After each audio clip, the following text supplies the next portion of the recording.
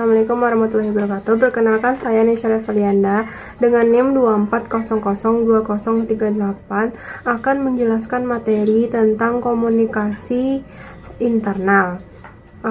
Sebelum itu, puji dan syukur kehadirat Allah Subhanahu wa taala, berkat rahmat dan karunia-Nya kita masih diberi kesehatan hingga saat ini. Dan tak lupa pula salawat beriring salam kita curahkan kepada Nabi Muhammad SAW.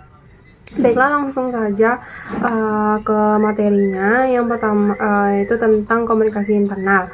Nah, komunikasi internal itu adalah komunikasi yang terjadi dalam perusahaan, bukan di dalam perusahaan. Karena internal itu di dalam, kalau eksternal baru di luar. Jadi komunikasi internal itu adalah komunikasi yang terjadi di dalam suatu perusahaan. Nah, komunikasi sendiri itu berarti pertukaran informasi. Jadi komunikasi internal itu adalah pertukaran informasi yang terjadi di dalam perusahaan atau organisasi. Nah, di dalam komunikasi internal itu terdapat pesan. Nah, pesan atau informasi yang akan disampaikan. Nah, fungsi pesan itu untuk menyampaikan informasi, mendidik, menghibur, dan mempengaruhi perilaku komunikan. Nah, pesan itu terdiri dari dua aspek, yaitu isi dan lambang atau simbol yang digunakan untuk mengekspresikannya. Nah, pesan itu harus disampaikan dengan jelas dan sesuai dengan konteks agar dapat dipahami dengan baik oleh si penerima. Jika pesan yang disampaikan kurang jelas dan tidak tahu arah yang akan disampaikan, maka komunikasi yang akan terjadi di dalam suatu perusahaan itu tidak berjalan dengan lancar. Nah, komunikasi internal itu memiliki peranan penting bagi perusahaan karena berfungsi sebagai fondasi untuk keterlibatan karyawan dan keselarasan visi misi. Jadi jika di dalam suatu perusahaan itu tidak terdapat komunikasi internal, maka akan banyak terjadi miscommunication atau kesalahpahaman di dalam sebuah perusahaan itu. Jadi komunikasi internal atau komunikasi itu tuh sangat penting di dalam perusahaan. Jika tidak adanya komunikasi, maka pertukaran informasi dan pesan di dalam perusahaan tersebut tidak akan terrealisasikan dengan baik karena tidak adanya komunikasi yang berjalan dengan baik. Nah, hal ini juga membantu membangun hubungan emosional antara manajemen dan karyawan. Jadi di dalam sebuah perusahaan itu akan terjalin sebuah hubungan dan saling interaksi dengan adanya komunikasi. Jika tidak adanya komunikasi, maka tidak terjalinnya sebuah interaksi atau hubungan yang baik di dalam perusahaan tersebut. Nah, dengan adanya komunikasi internal itu juga akan meningkatkan produktivitas dan kepuasan dalam bekerja. Jadi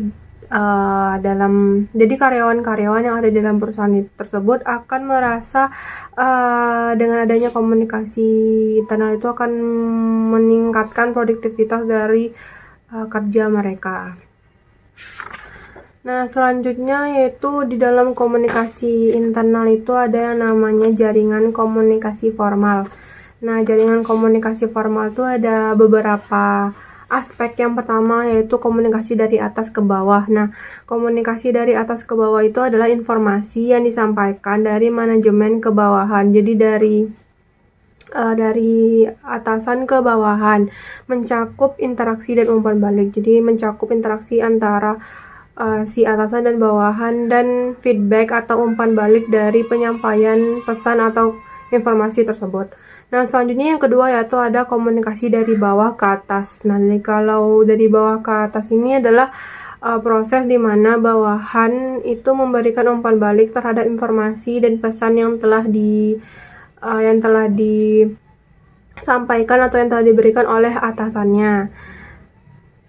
Nah, ini tuh seringkali berupa laporan atau saran. Nah, selanjutnya itu komunikasi horizontal. Komunikasi horizontal ini adalah pertukaran informasi antara individu pada tingkat hierarki yang sama. Jadi horizontal itu adalah pertukaran informasi antara individu pada tingkat yang sama. Jadi karyawan dengan karyawan, atasan dengan sama atasan. Selanjutnya itu ada komunikasi diagonal. Nah, komunikasi diagonal itu adalah interaksi antara individu dari tingkat hierarki berbeda. Jadi bisa dari karyawan ke atasan atau ke atasan ke karyawan. Nah, di dalam komunikasi internal itu pasti banyak strategi yang harus dilakukan agar menjaga komunikasi internal tersebut berjalan dengan baik. Nah, bagaimana strategi dalam menjaga komunikasi internal? Yang pertama yaitu tentukan tujuan. Jadi gunakan mode SMART untuk menciptakan tujuan komunikasi yang jelas dan terukur. Jadi supaya strategi dalam komunikasi internal itu berjalan dengan baik, maka kita harus menentukan tujuan dari diadakannya yang komunikasi tersebut. Jadi komunikasi yang akan dijalankan di dalam sebuah perusahaan itu harus memiliki tujuan. Jadi tujuan untuk menyampaikan pesan itu apa, itu harus jelas agar si komunikasi internal ini berjalan dengan baik. Yang kedua yaitu transparansi. Nah, transparansi ini menciptakan budaya keterbukaan untuk membangun kepercayaan dan kolaborasi antar pegawai. Jadi jika dalam komunikasi internal ini saling terbuka, maka itu akan membangun sebuah kepercayaan. Jadi si komunikan atau komunikan dan komunikator itu akan terjalin hubungan saling percaya. Jadi pesan yang akan disampaikan tersebut akan tersampaikan dengan baik.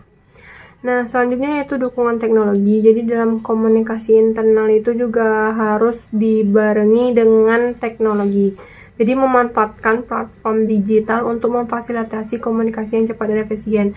Contohnya seperti teknologinya itu seperti telepon. Jadi di dalam perusahaan tersebut jika tidak ada saling bertemu sapa secara langsung, maka bisa dilakukan dengan cara dengan menggunakan telepon. Jadi bisa via SMS atau via grup chat. Selanjutnya itu feedback dua arah atau umpan balik dari dua arah. Jadi dorongan partisipasi aktif dari semua anggota tim agar setiap suara dihargai. Jadi adanya saling umpan balik antara komunikan ataupun dari komunikator. Selanjutnya, komunikasi internal itu memiliki beberapa tujuan, yaitu yang pertama membuat semua orang dalam organisasi tetap terinformasi. Sesuai apa yang saya jelaskan sebelumnya, komunikasi itu adalah proses di mana pertukaran informasi atau pesan terhadap orang lain. Nah, jadi jika adanya komunikasi internal dalam sebuah perusahaan itu maka membuat karyawan atau orang-orang yang dalam organisasi atau perusahaan tersebut tetap terinformasi karena adanya komunikasi internal. Yang kedua yaitu membangun kedekatan internal. Membangun kedekatan internal ini sama seperti terjalinnya interaksi di dalam perusahaan itu. Jadi secara internal yaitu mencakup hanya di dalam selingkup organisasi atau perusahaan tersebut antara satu karyawan ke karyawan lain ataupun atasan dengan bawahannya. Itu akan terjalin sebuah interaksi. Selanjutnya yaitu memfasilitasi perekrutan dan memelihara karyawan yang berkualitas tinggi. Jika karyawannya memiliki komunikasi yang baik, maka itu akan membuat si karyawan tersebut memiliki kualitas yang tinggi. Selanjutnya itu memastikan karyawan merasa dihargai dan ikut memiliki perusahaan. Jadi dengan adanya komunikasi internal itu akan membuat si karyawan ini juga memiliki interaksi terhadap si atasannya. Jadi dia merasa dia dianggap di dalam perusahaan atau organisasi tersebut dan merasa bahwa dia ikut memiliki perusahaan tersebut. Jadi dia merasa nyaman untuk bekerja di dalam perusahaan tersebut. Nah, jika tadi saya sebutkan beberapa aspek dari jaringan komunikasi formal, nah di dalam komunikasi internal itu juga terdapat bentuk-bentuknya. Nah, bentuk yang pertama dari komunikasi internal yaitu komunikasi vertikal. Nah, komunikasi vertikal yaitu komunikasi antara pemimpin kepada para anggotanya. Nah, bentuk-bentuk dari komunikasi internal ini hampir sama dengan jaringan dari komunikasi formal. Yang pertama itu komunikasi vertikal tadi. Jadi komunikasi ini pertukaran pesan dan informasi dari atasan ke anggota di bawahnya atau karyawan yang berada di bawahnya. Selanjutnya yaitu komunikasi horizontal. Nah, komunikasi ini yaitu komunikasi antara orang yang memiliki kedudukan sejajar, sama seperti karyawan dengan karyawan dan atasan dengan atasan. Selanjutnya yaitu komunikasi diagonal. Nah, komunikasi diagonal itu komunikasi antara orang yang memiliki kedudukan berbeda. Ini sama seperti komunikasi horizontal ya. Vertikal. Nah, komunikasi diagonalnya kedudukan yang berbeda seperti karyawan dari divisi satu dengan karyawan dengan divisi lain. Mungkin itu saja penjelasan materi tentang komunikasi internal dari saya. Saya akhiri. Wassalamualaikum warahmatullahi wabarakatuh.